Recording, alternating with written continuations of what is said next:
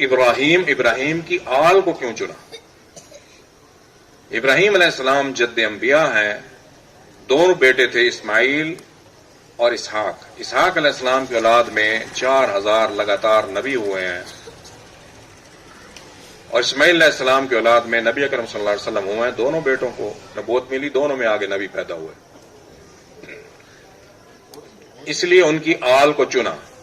وبشرناہ باسحاق نبیا من الصالحین، اور اسحاق جو اللہ تعالی نے بشارت دی ابراہیم علیہ السلام کو، آپ کو بیٹا ملے گا، اس کا نام اسحاق، اور نبی بھی ہوگا، صالح بھی ہوگا۔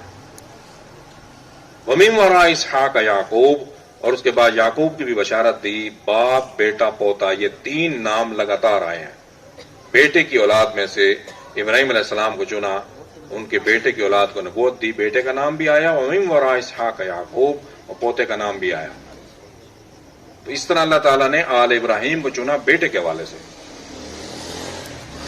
اب آل ابراہیم میں عمران علیہ السلام بھی انہی کی آل میں تھے۔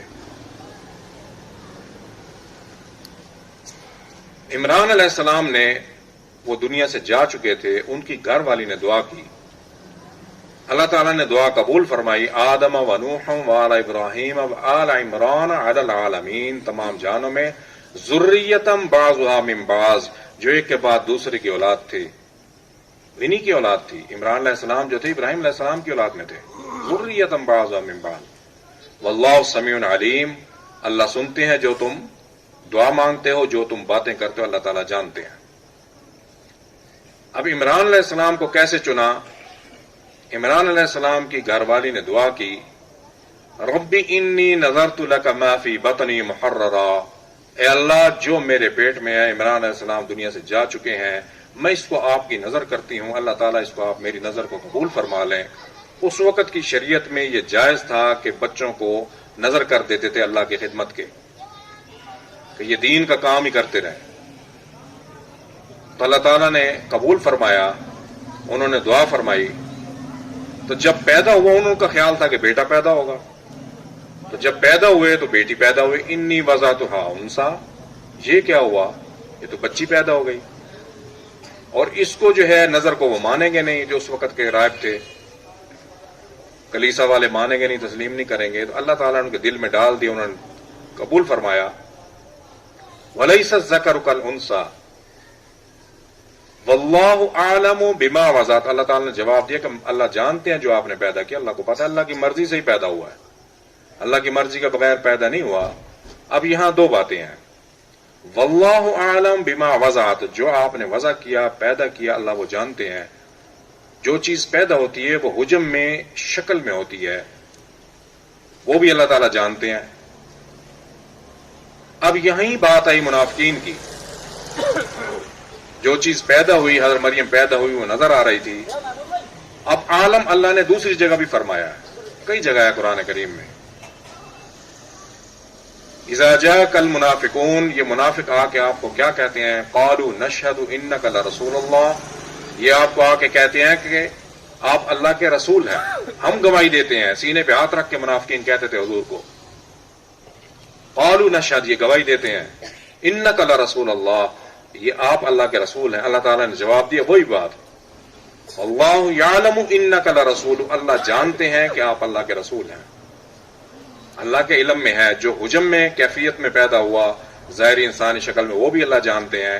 اب جو دل میں وسوسے خیالات ہیں، وَلَقَدْ خَلَقْنَا الْإِنسَانَ وَنَعْلَمُ مَا تُوَسْوِسُ بِنَفْسِهِ، جن کی حجم نہیں ہے، کیفیت نہیں ہے، نفس اس کو کہتے ہیں وسوسہ، جو لطیف بخارات دل سے اٹھتے ہیں، دماغ میں جا کے ٹکراتے ہیں، سوچ کی شکل اختیار کرتے ہیں۔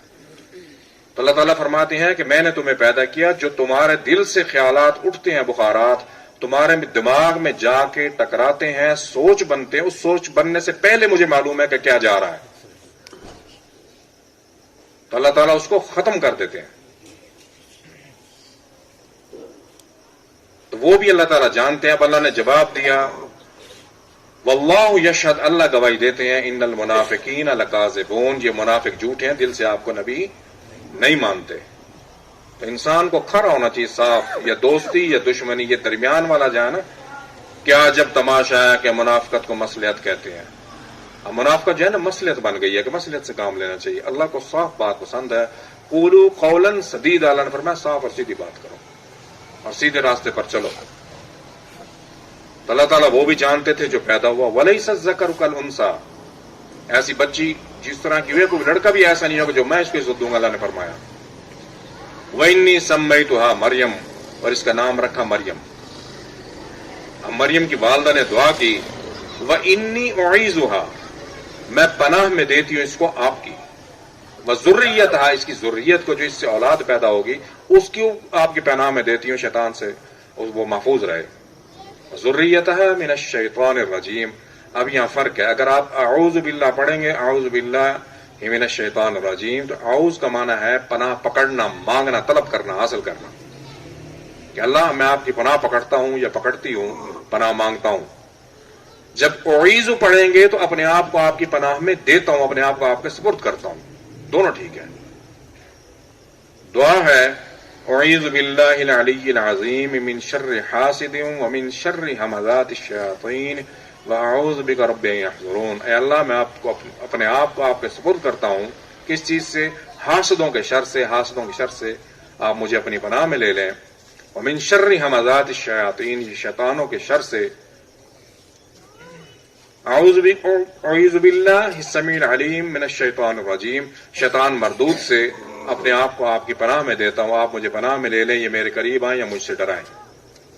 اعوذ باللہ یہ بھی ٹھیک ہے، اعوذ باللہ وہ بھی ٹھیک ہے، دونوں ٹھیک ہیں. تو انہوں نے دعا فرمائی کہ میں شیطان سے اس کو آپ کی پناہ میں دیتا ہوں، اس کی اولاد کو بھی. اللہ تعالیٰ نے فرمایا ٹھیک ہے.